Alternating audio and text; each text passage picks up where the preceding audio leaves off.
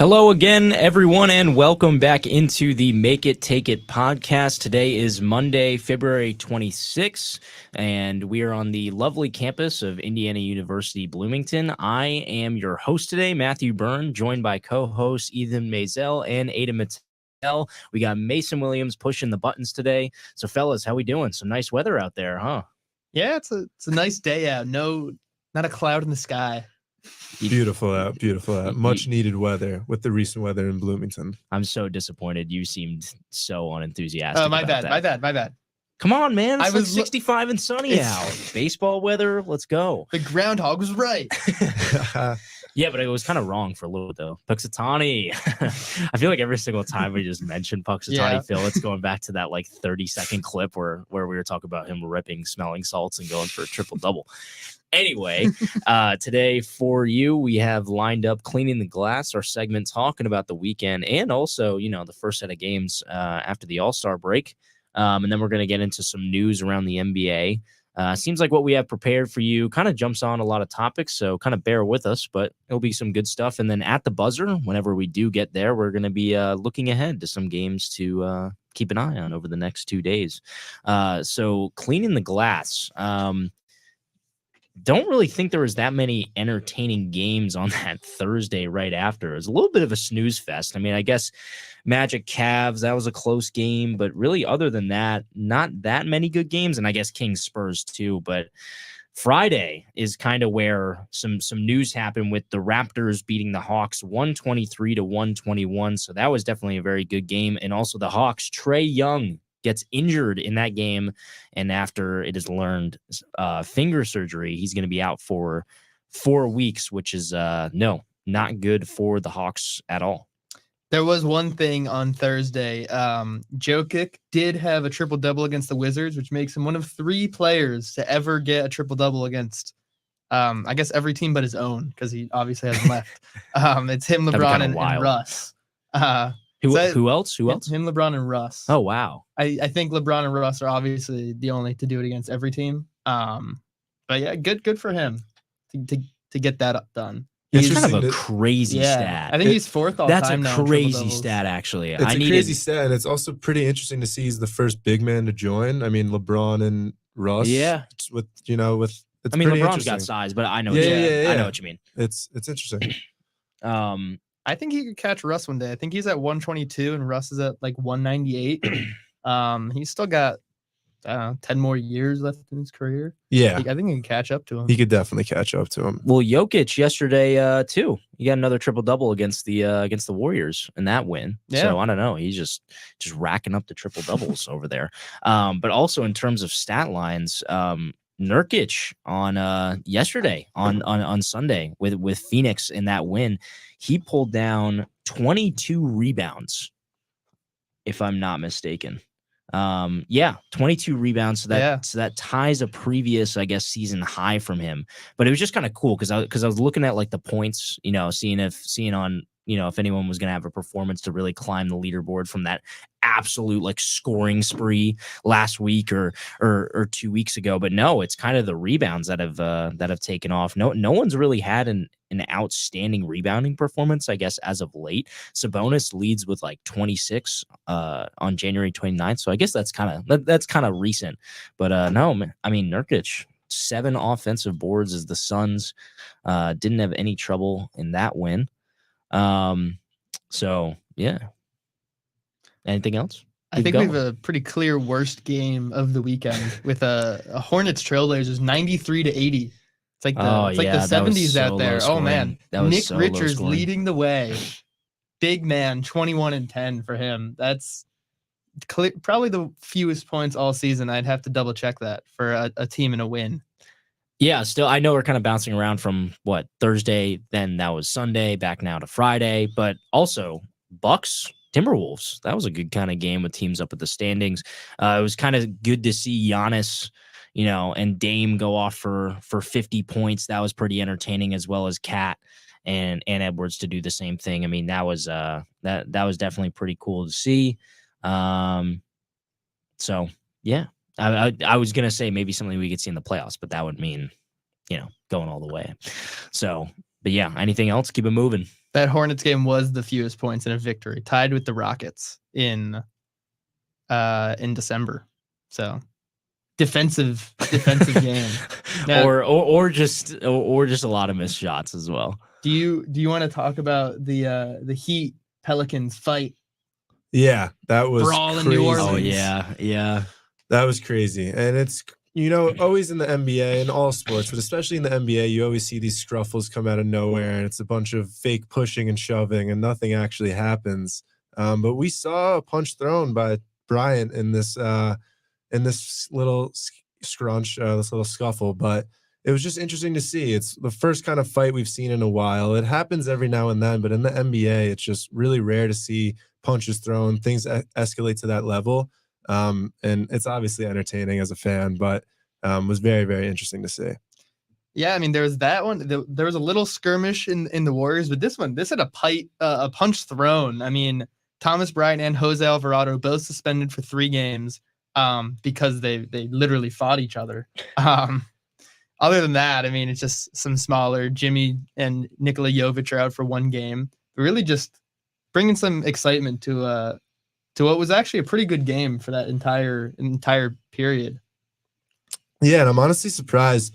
I feel like Thomas Bryant kind of got a little bit some leeway there. 3 games. I mean, it's just something you really don't see happen so often. So I'm not sure. I wouldn't be surprised if it was something like 5 or 10 games for throwing a punch, just something that doesn't happen in today's NBA. It used to happen back in the old days, but it's a different game now.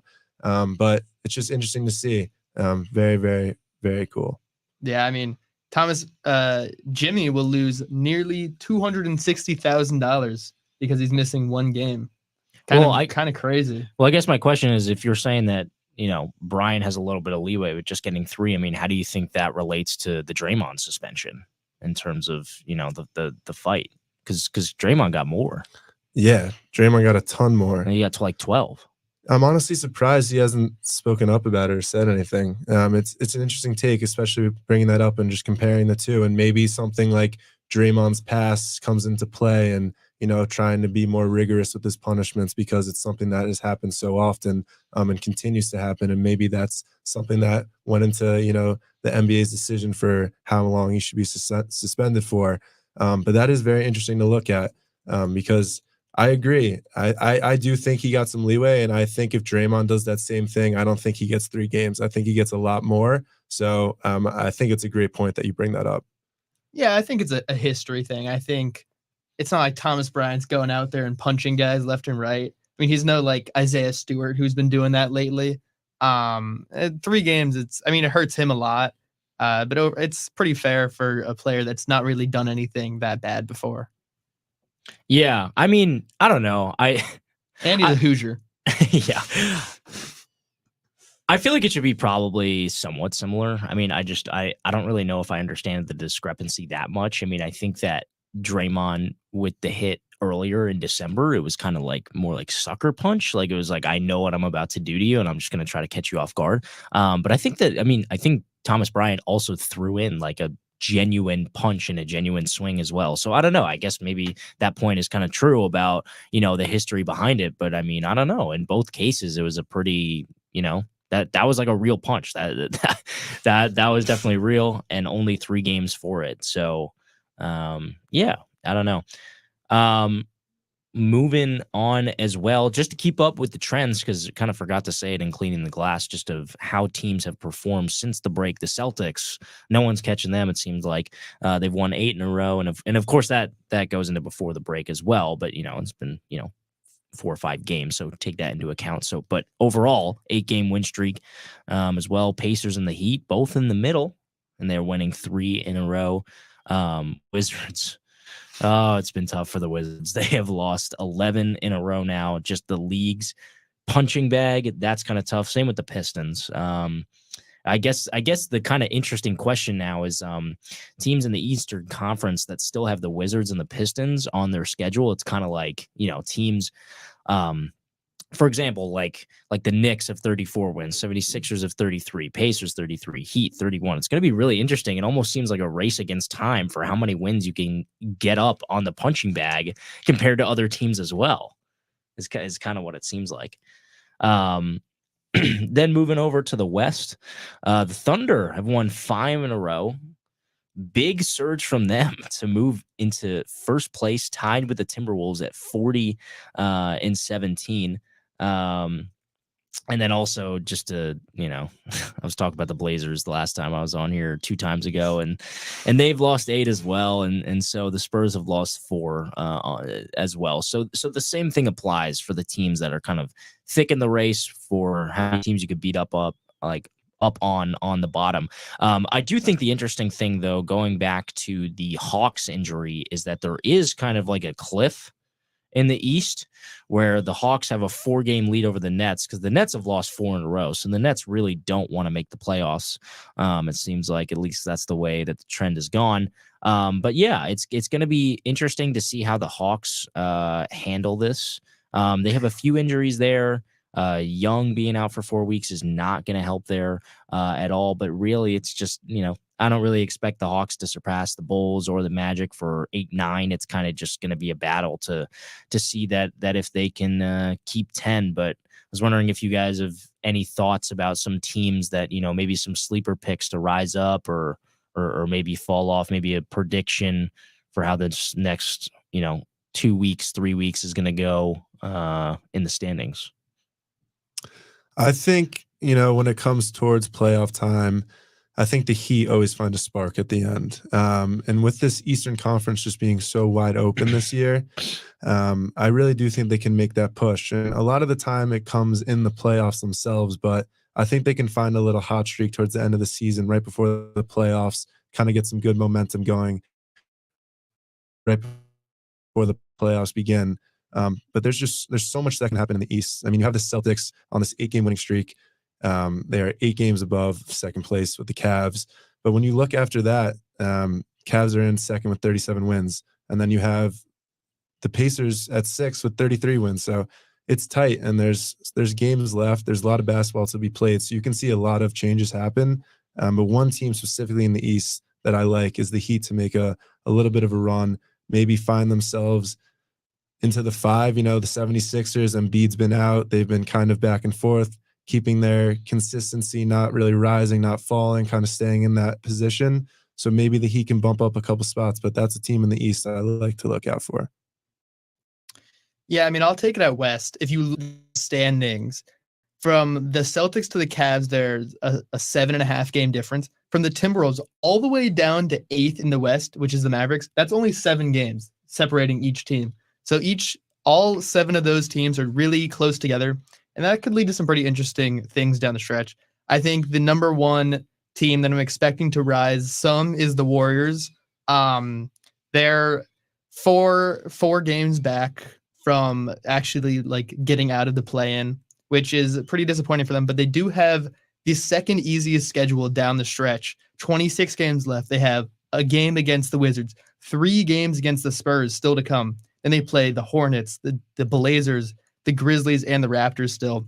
They are a top 5 easiest schedule remaining team in the entire league, which really gives them a good path to try and get higher up, at least in the play, and to try and only have to win 1 game instead of the 2, to just overall make it easier for a pretty veteran, older team to try and make one final run.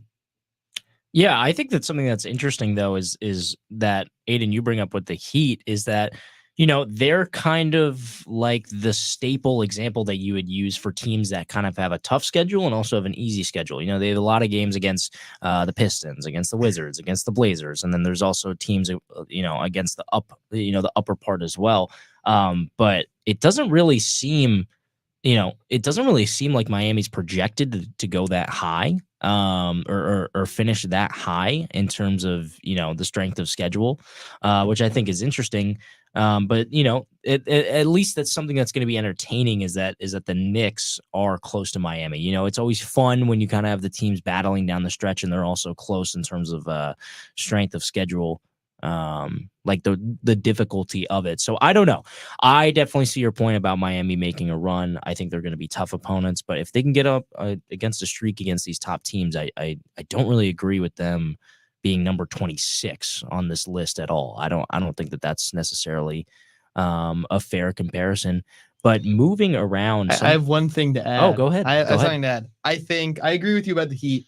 I think the Sixers are pretty clearly going to continue to fall off. They're 3-7 in the last 10, and that clears a path for the Heat to move out of the play-in into the actual top 6 teams. They have a relatively easy schedule. They have 3 against the Pistons, 2 against the Wizards, 2 against the Blazers, and 2 against the Raptors still to come. Giving them, like you said, a pretty easy path to make it into the play, out of the play and into the playoffs. Even though they made the finals from the play-in, so maybe they want to be there. But overall, just an easier path to try and catch fire yet again for like the 4th year in a row. It feels like every single year at this point. Something that I forgot to mention over the weekend, where did it go? Was the Kings and the Clippers. That was actually last night. That was a good game for most of it until the Kings pulled away. But something in terms of standing implications, as well as the new logo, but in terms of standing implications, yeah, it was kind of a cool game. 4-5 Clippers are kind of on a cliff for that 4 spot, and then it's a 4-game difference for the Kings. So kind of cool, kind of good for the Kings to be on a 3-game win streak and try to steal away one from the Clippers, maybe even work into the 4.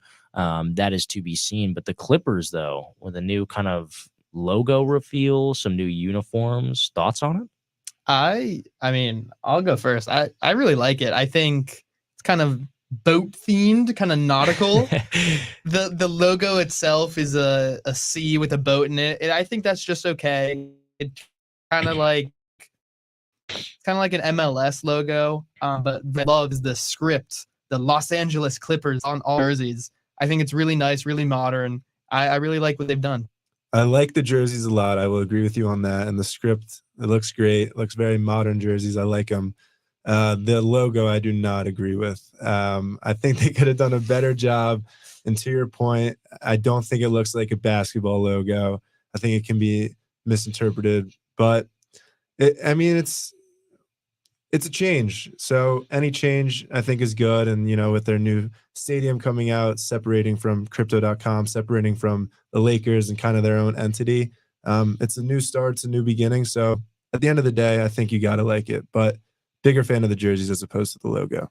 Yeah, I think, I think another interesting part of that is they revealed 3 different jerseys with sort of 3 different colors, mainly designed, but I'm going to go for the blue. And in good lighting, like there's a photo of Kawhi Leonard wearing it in good lighting with the blue. That should be sort of like a bucket list item. Like, I think if you're a Clippers fan, like, I'm going for that, because the white one is just kind of like already along the same lines as the jersey. And I don't really like the Los Angeles script with the red, but I think that the blue looks so cool. But again, I mean, I don't know. I mean, I think not having fandom to the Clippers kind of makes it like, oh, that logo's not that good. But like, I feel like their logo in general is like not really that impressive. Like, you're not going from a 10 down to a 7. Like, I think it's just kind of unique. I don't think that the Clippers logo is that cool anyway to begin with. I feel like it gets them away from being like the little brother of the Lakers, which is what they've always been trying to like move away from. Because their logo right now is just like LA with the little thing. Yeah, with like the red and the blue with just like a 1 marker. And I guess it's like a pretty like well-known, like kind of iconic logo, but just this new, there hasn't been a rebrand for a whole team in a long time, so everyone's attention's on it. I think they did a pretty good job with it. I really like it. Anything to add?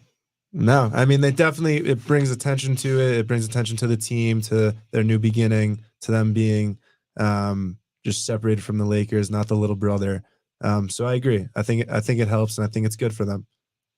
And with us being on Indiana, I feel like it's kind of relevant to talk about some NBA. Well, not necessarily like active NBA players, but at least former Hoosiers that are sort of moving around the NBA.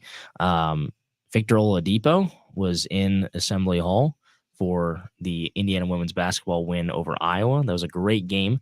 If you're unable to watch it, maybe go back, watch some highlights. That was an incredible game, incredible atmosphere. So Victor Oladipo, we were talking about him a few weeks ago, maybe even a few months ago now, about that trade that involved Steven Adams as well.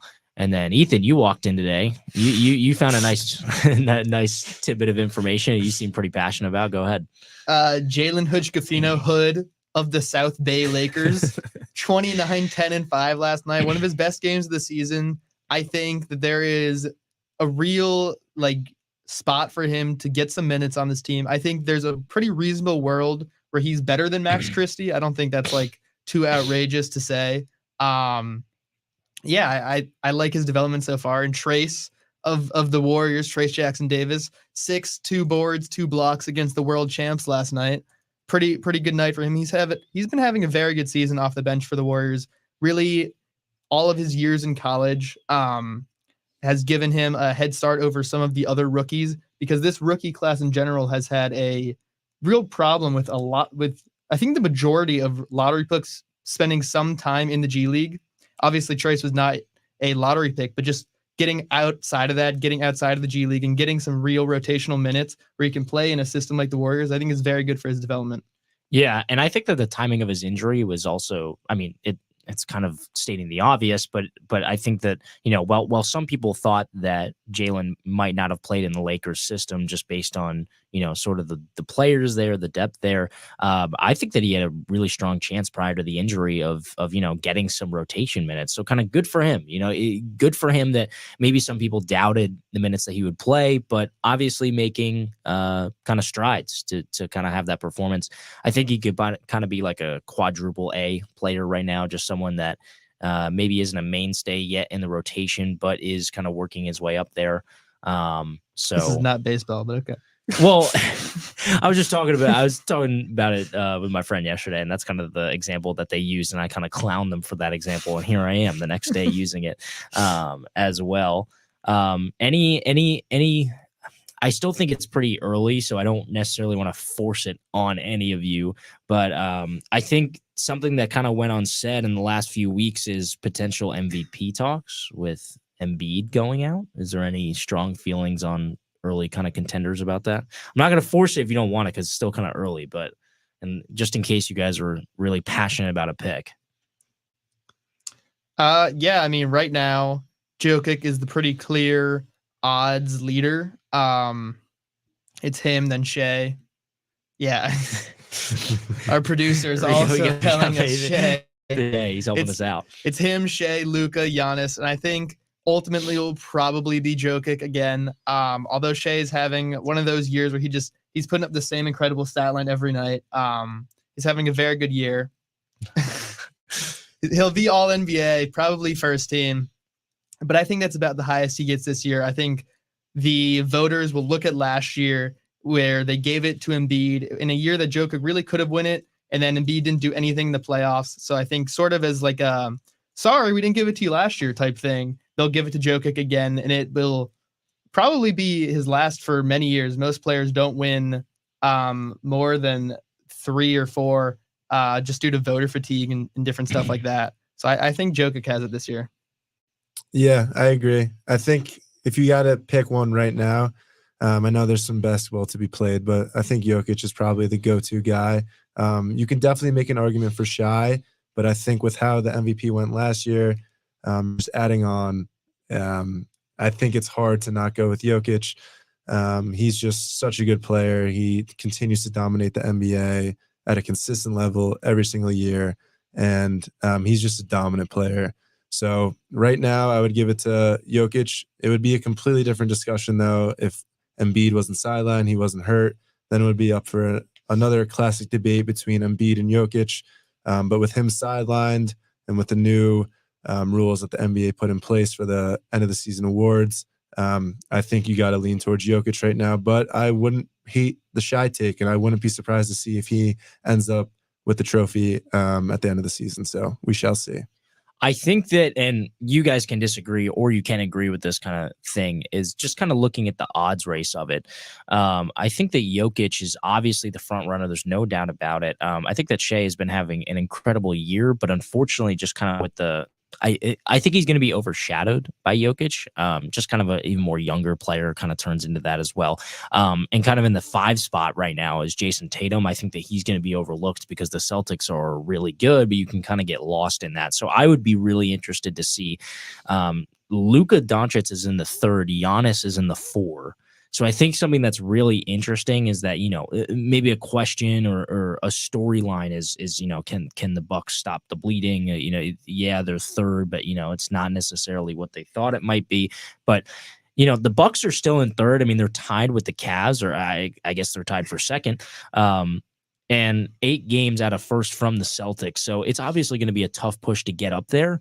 But I think that, maybe in the minds of voters, like Jokic is the clear favorite, but it's really going to help the case.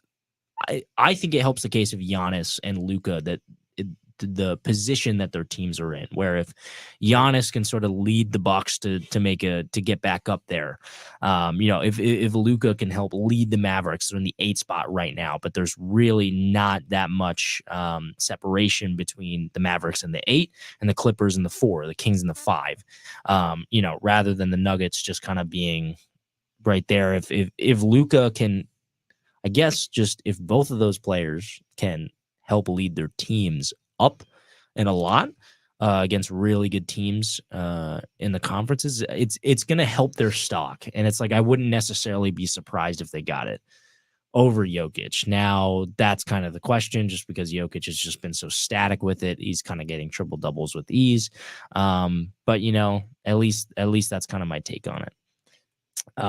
Yeah, I mean, I think ultimately him doing the exact same incredible thing every night, he's just going to win it. I mean, he'll join Larry Bird, Magic Johnson, and Karl Malone as the only players in NBA history with 3 MVPs if he wins. I don't know if he'd win. I think if Shea focuses next year on really trying, obviously, making it a main priority to go out and do all the different media things that a player in the Thunder market normally would have to do, I think next year is a solid year where there won't be a guaranteed favorite to win MVP. Yeah, I mean, I think there's also something to be said about the voters as well, kind of to your point where, and this is why I more so mean it for Luka, is where if he's 3rd right now in the odds, his odds are plus 700 and there's not that much separation. It'll look so much better if he kind of takes the Mavericks up. Just suffered a tough loss against the Pacers. It's like, if he can really lead them, who knows? Maybe voters will that he hasn't won MVP, and maybe this is the year to do it. So that I don't know. I think it's maybe kind of hard to survey all of the NBA voters that it goes into it and their thoughts, but I think it's probably more easily to persuade someone right now rather than if the Mavericks were kind of already 4th, if that makes sense. I don't know, just a late season push from them with Luka leading the way could really help them, unless you think that they're firm on Jokic. No, I don't think they're firm on anyone. I think they have a good idea that it could be Jokic, but to your point, I mean, there's still basketball to be played and there can be runs that can be made. And I think it makes sense what you're saying.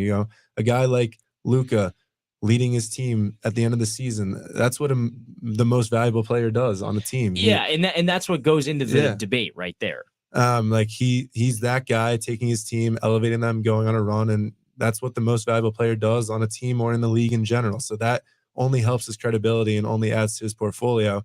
So we'll see. I think right now, with where we're at in the NBA, with the basketball left to be played, you can not safely but confidently say it's going to be Jokic. But you can also admire and appreciate that there's some guys lower than them that can make these runs, lift their team to be even closer to the top of the leaderboards towards the end of the playoffs or beginning of playoffs for the playoff push. That just only adds on to them being, a valuable player and can end up winning that award.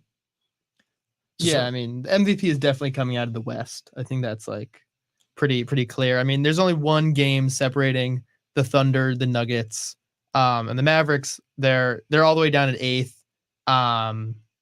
So they would have to go on a solid 5-6 game win streak to really get Luka at the top of that conversation. But I think Shai has, like, he'll probably finish second, like, in voting. I think really?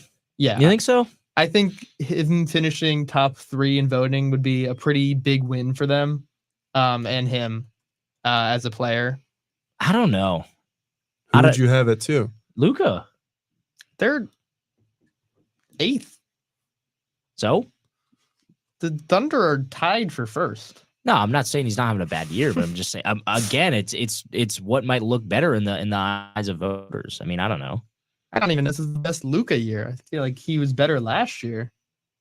That might just be due to Kyrie being there. That's a horrible take. Well, how is he better last year's career numbers is like 28 points? Is he? What's he averaging this year? Okay, okay. So an exercise, just based off of the exercise that I'm going to do right now is, so I'm going to name just some key stats of players, and I won't tell you which one.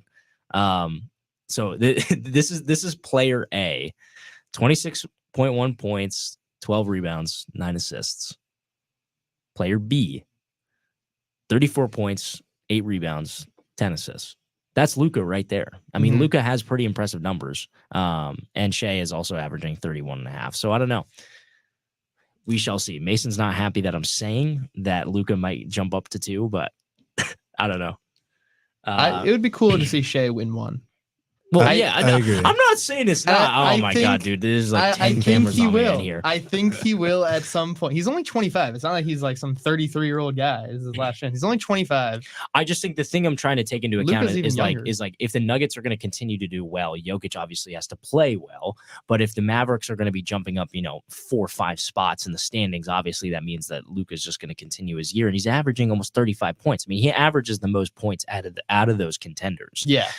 Which I think is probably going to carry some weight, but obviously it's to be said that the Jokic does a lot for the Nuggets as well.